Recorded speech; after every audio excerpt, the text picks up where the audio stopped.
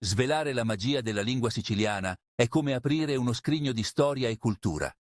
La Sicilia non è solo un'isola baciata dal sole, è un crogiolo di civiltà millenarie.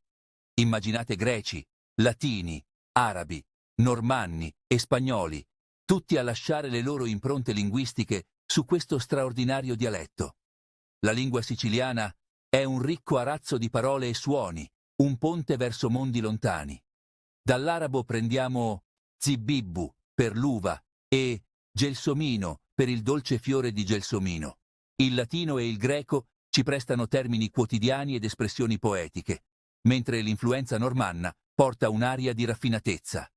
Nel XIII secolo, sotto la corte di Federico II, la scuola poetica siciliana elevò questo dialetto a forma d'arte. Competendo con il latino, ispirò persino grandi come Dante e Petrarca. Lo stesso Dante lodò il siciliano come lingua poetica, fonte di ispirazione che si diffuse in tutta Italia. Oggi, parlare siciliano è come passeggiare attraverso secoli di storia. Una memoria vivente delle passioni e dell'identità dell'isola. È una lingua che non si limita a comunicare, ma incarna un'eredità culturale straordinaria. Unitevi a noi mentre esploriamo le radici di questa antica lingua. Viviamo la sua poesia e scopriamo le storie che solo il siciliano sa raccontare.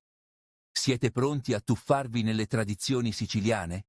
Ascoltate, imparate e aiutateci a preservare questo magnifico patrimonio.